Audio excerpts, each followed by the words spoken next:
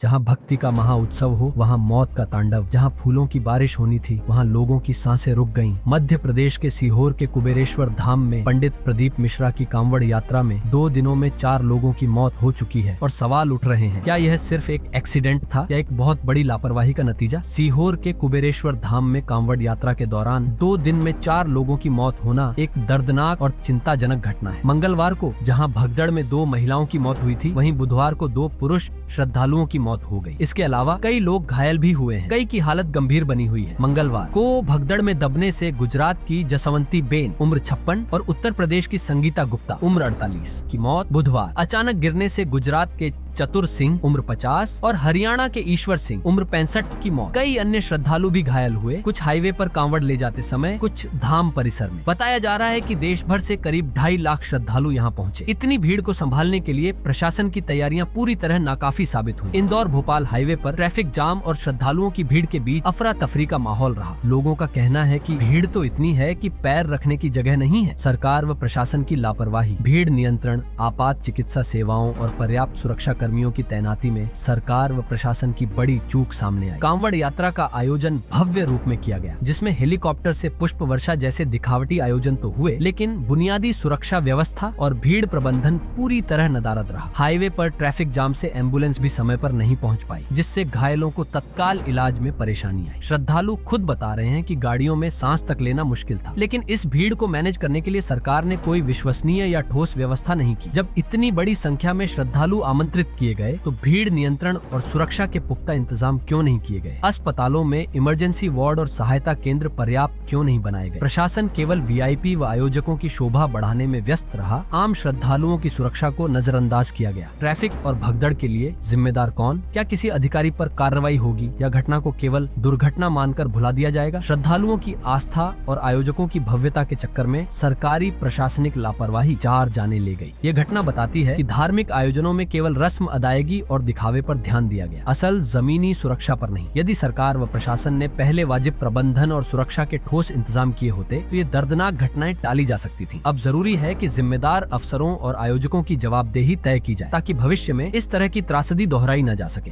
दोस्तों, भक्ति जरूरी है, लेकिन उससे ज्यादा जरूरी है व्यवस्था। क्या हम लोगों की जान की कीमत समझने लगेंगे या हर साल किसी न किसी यात्रा में यह होता रहेगा? आप क्या सोच रहे हैं? क्या इस ट्रेजेडी के लिए ऑर्गेनाइजर्स, गवर्नमेंट और प्रबंधक जिम्मेदार हैं? कमेंट्स में अपनी बात जरूर लिखिए और अगर आप चाहें इस वीडियो को उन तक पहुंचाइए जो सिर्फ भक्ति दिखाते हैं पर सेफ्टी भूल जाते हैं। अगर आप चाहे हम इन फैमिलीज की मदद के लिए पिटिशन या सपोर्ट फंड लिंक भी बना सकते हैं। बताइए अगर आपका मन करे। लाइक, शेयर, सब्सक्राइब, क्योंकि सवाल उठाना भक्ति से कम नहीं होता।